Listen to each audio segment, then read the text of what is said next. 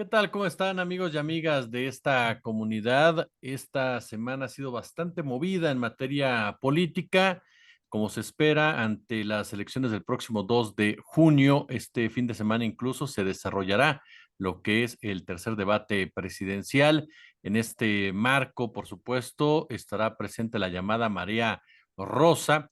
Y para platicar de una semana en donde incluso hemos escuchado a un Alejandro Moreno con un tono muy diplomático pedirle a Jorge Álvarez Maínez que se baje de la contienda y demás, se encuentra con nosotros el historiador del Colegio de México, Ariel Rodríguez Curi. Querido Ariel, estamos ante dos proyectos de nación que se dirimen el próximo 2 de junio. Yo creo que el debate podría ser un debate, si no rutinario, al menos lo que es común a estas alturas de una competencia electoral, cuando uno de los candidatos lleva la ventaja como la que parece que lleva Claudio Sheinbaum según las encuestas. El asunto es que está contaminado, vamos a decir, el proceso de los próximos días por esta sugerencia, petición o exigencia desesperada de parte del bloque opositor para que el tercer candidato decline. Y eso otorga un cierto sesgo, no sabemos de qué tamaño al próximo debate el domingo. Sí es, porque es un tono que no es usual en una petición de esta naturaleza, donde se supone que el que tiene que sacrificarse va a sacrificar tanto, como es el caso de Mainés, sino que es un tono apremiante, yo diría chantajista, para efectos de nutrir una candidatura como la de Xochitl Gálvez, que está haciendo aguas por todas partes y que probablemente la petición que ha hecho tanto voceros del PAN como sobre todo del PRI a Maínez tenga que ver con el peligro obvio de que, o el temor en todo caso, de que la candidatura de Xochitl Gálvez caiga en un tercer lugar. Yo no creo que esto sea tan evidente en el corto plazo, pero si uno analiza el tono, parece ser que es lo que está implícito en esta demanda un poco gritona, rijosa, donde se exige pero se ofrece muy poco. Lo que hizo Alito, por ejemplo, decir que él está dispuesto a renunciar a su candidatura y a la presidencia del PRI, es una engañifa pocas veces vistas, incluso en la política mexicana. En realidad no estaría renunciando a nada porque ya prácticamente va a dejar la presidencia del PRI en agosto y porque su nombre no podría desaparecer, digamos, de la boleta, sino simplemente sería sustituido por otra persona. Algo muy importante está pasando en la candidatura de Xochitl Gálvez que los lleva a esta salida desesperada que puede ser, en términos de la que inspira a los electores, contraproducente. Oye, en este punto, querido Ariel, estamos ante un escenario precisamente de desesperación ante lo que podría darse como una derrota contundente en materia de votos, pero sobre todo en lo que es la conformación del poder legislativo.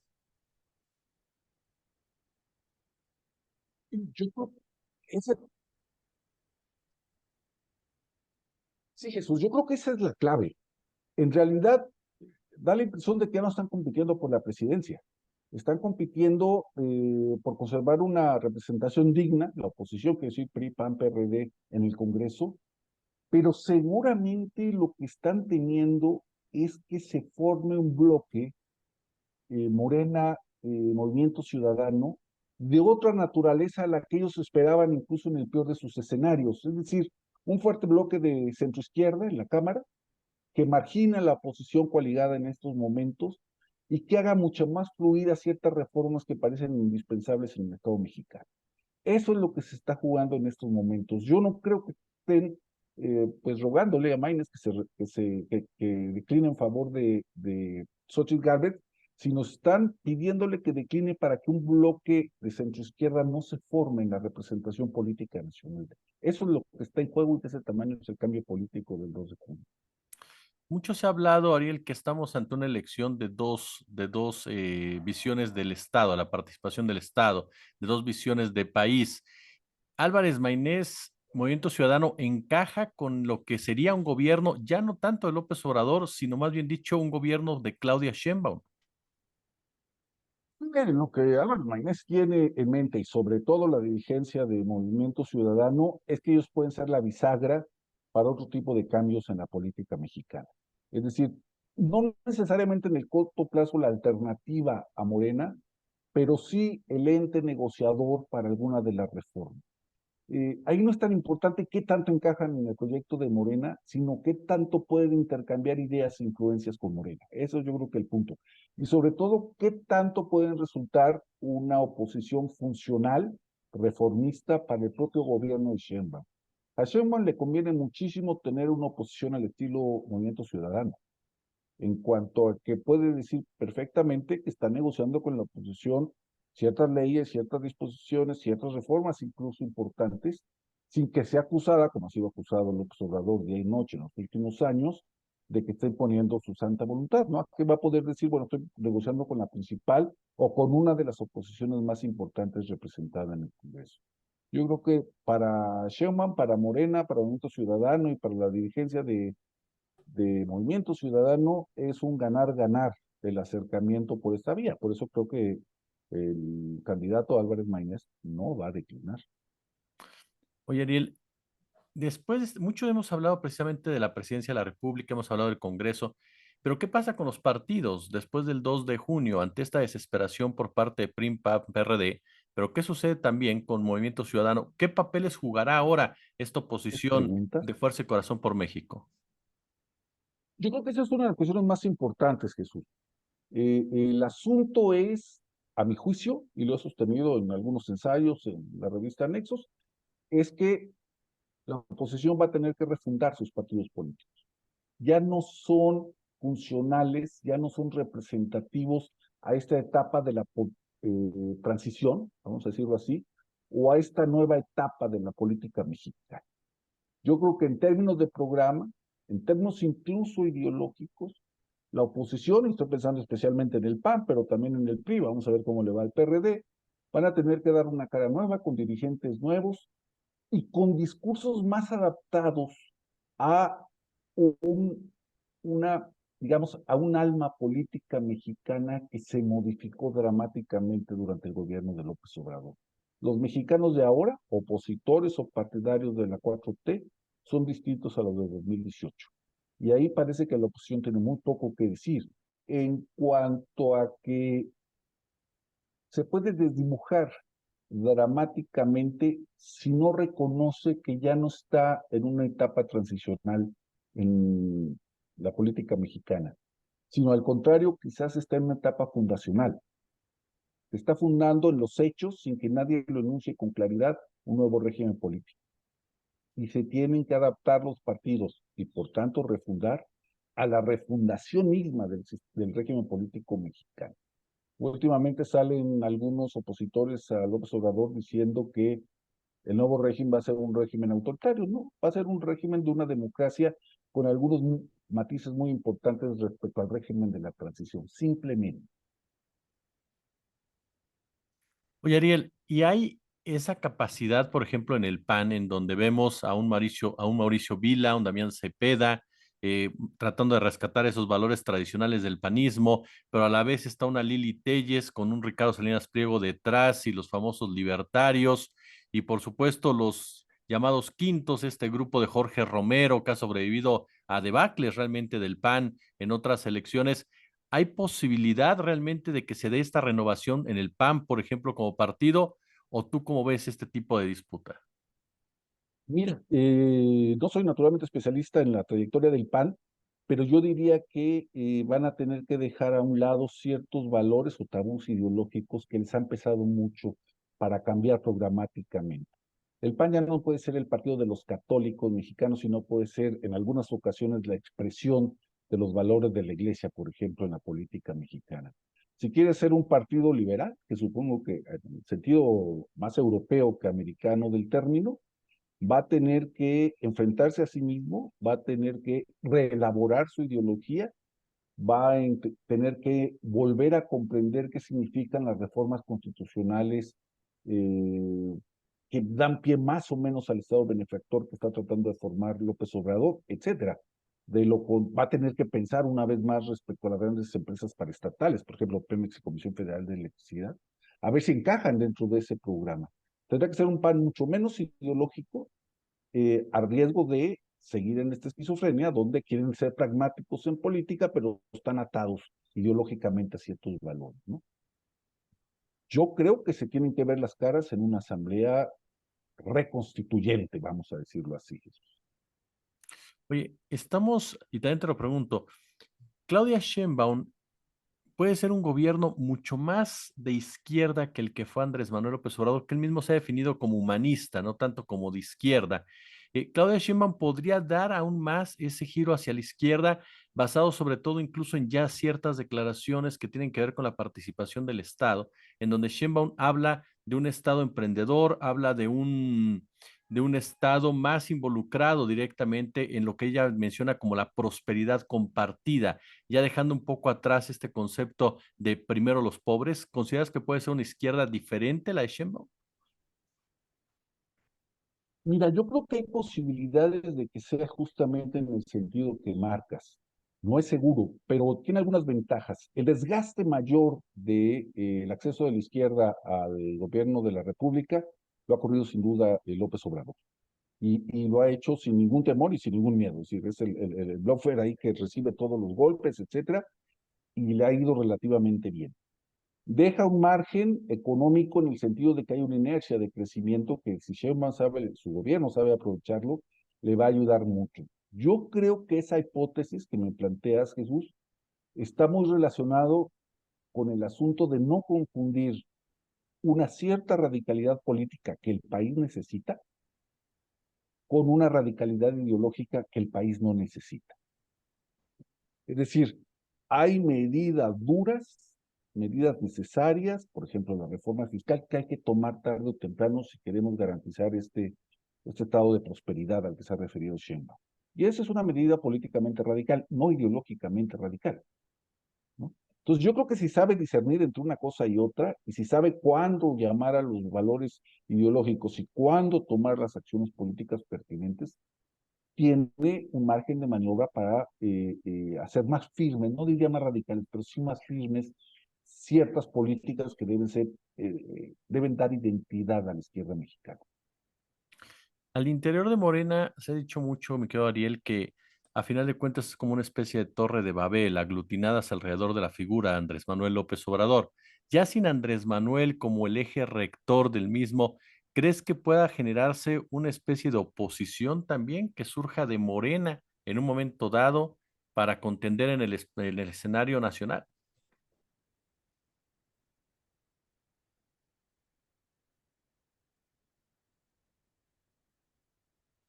Y yo creo que un partido tan grande, los partidos grandes tienen corrientes, estén reconocidas por los estatutos o no, está en la naturaleza de una organización política.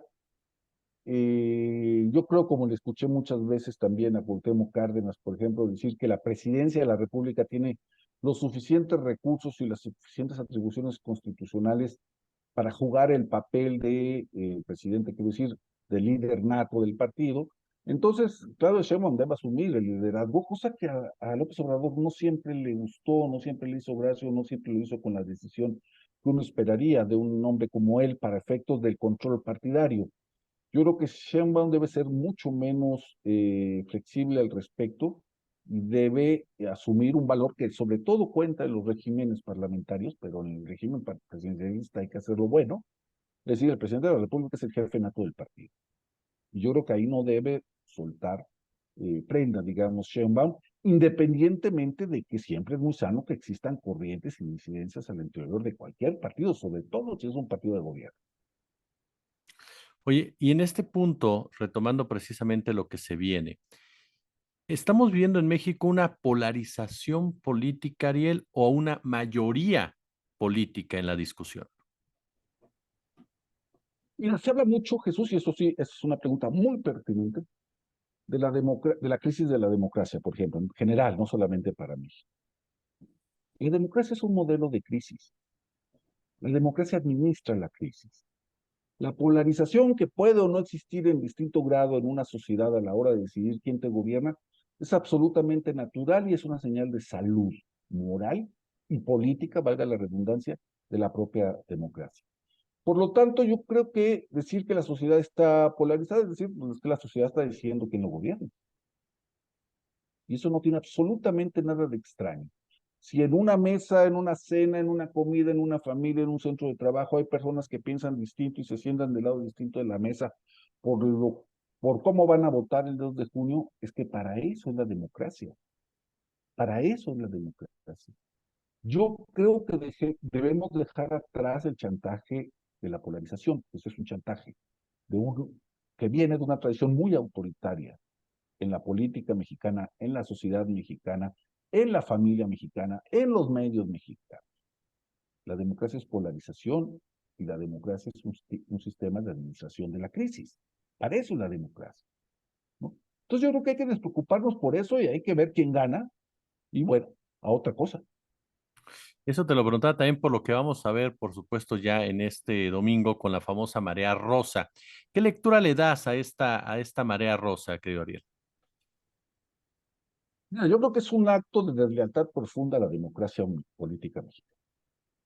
Desfilar, exhibirse públicamente, diciendo que no están convocados por los partidos políticos, pero invitar a los candidatos de una de las facciones políticas de este país, cuyos candidatos además se avergüenzan de ser candidatos de los partidos políticos que los están postulando, es hacer un flaco favor a la democracia. La democracia más sana se da en banderías y se da en partidos políticos. La sociedad civil no tiene, desde Hegel a Marx, a Benjamin, a Gramsci, a cualquier pensador de la política contemporánea, la sociedad política no tiene mano en la política. La sociedad política es para que los grupos de interés promuevan, defiendan, luchen por sus intereses. El Consejo Coordinador Empresarial, Mexicanos contra la Corrupción y la Impunidad, la Sociedad de Defensa de los Ritos de la Colonia Nápoles, todo eso tienen un mandato legítimo. Decir que esas organizaciones tienen derecho a convocar políticamente, a pesar de que se declaran apolíticas, no solamente diría yo ya es una deslealtad, sino es una traición a la democracia. Me duele mucho ver a figuras públicas mexicanas no reconocer que están alimentando una de las tantas formas del fascismo que hemos conocido en el siglo XX. Por estudios muy rigurosos y que son abundantes en estos momentos, sabemos que el Estado se hace fascista no desde adentro, sino desde afuera, desde lo que hoy llamamos las asociaciones o los grupos de la sociedad civil que postulan, militan dentro de ciertos valores, copan el Estado y convierten el Estado en un instrumento de opresión y demás. Hay en la marea rosa un huevo de la serpiente. Hay un huevo de una extrema derecha que los va a desbordar tarde o temprano, que van a decir que este régimen electoral y político no les gusta y a muchos de estos opinadores los va a dejar en un ridículo tremendo para las próximas décadas. Es decir, la marea rosa se vuelve profundamente antidemocrática. En la medida en que es profundamente hipócrita y no dice sus fines. La marea rosa no tiene por qué existir, para eso tiene la marea azul, la marea tricolor o la marea amarilla de los partidos que postulan a Xochitl Gálvez, ¿no? Uno no puede entrar a un club o a una fiesta diciendo que es otra persona. Y aquí se están metiendo de contrabando a una fiesta que no es la de la democracia, es la del agravio y es la del resentimiento. Este punto que mencionas, Ariel, profundizarlo, cuando hablamos de esta marea rosa, del fascismo que se crea afuera del Estado, de esta ultraderecha, y nos topamos con un personaje como Salinas Pliego, por ejemplo, que está involucrado directamente ya en la política, como eje rector de la misma, con campañas a favor de Xochitl, promociones en su banco y demás, y que alrededor de Claudio X González se encuentra su padre, se encuentran otros empresarios. Nos topamos entonces con el nacimiento de una ultraderecha ya partidista en nuestro escenario político electoral o que busca tomar poder en un momento dado en una negociación frente al gobierno de Sheinbaum. Yo creo que ahorita es una derecha que todavía necesita los partidos,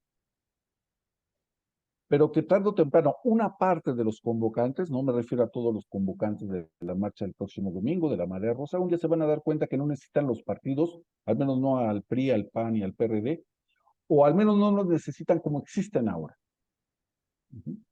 Y van a recurrir, porque está en el curso natural de las cosas, van a recurrir a otras estrategias. ya han oteado, digamos, ya han disfrutado del aroma de las campañas mediáticas para desprestigiar, por ejemplo, al gobierno, algo que Sheinbaum se va a tener que hacer cargo porque no tiene, creo yo, en ese sentido, las cualidades que tiene López Obrador respecto al manejo de medios. Entonces ahí hay un elemento muy importante. Hay una fuerte inercia de que la derecha en México camine sobre dos pistas, digamos, o recorra el camino en dos pistas, utilizando a los partidos tradicionales y además por métodos más informales, menos convencionales, para socavar una forma de república que ya no les está gustando. Porque si les gustara, entonces irían el próximo domingo a cerrar la campaña con las banderas de los partidos políticos que están compitiendo en una elección, cuyos actores fundamentales son los candidatos, sí, pero también los partidos políticos. No, ahora van disfrazados de color de rosa, como diciendo, no levantes el manto rosa para que no sepas quién soy. Eso es traicionar a la democracia, traicionar a la república y traicionar al modo representativo de gobierno que mandata el artículo 40 y 41 de la Constitución. Ahí lo tiene usted, queridos amigos y amigas de esta comunidad. Yo pensaría muy bien y les invitaría a los que van a asistir a esa manifestación, que están en todos sus derechos, o nadie lo discute, sobre las consecuencias estratégicas de estar solapando un modo fascistoide de hacer política. Mi querido Ariel Rodríguez Curi, él le acabo de escuchar a usted, historiador del Colegio de México. Te quiero agradecer muchísimo estos minutos para nuestra comunidad, Ariel.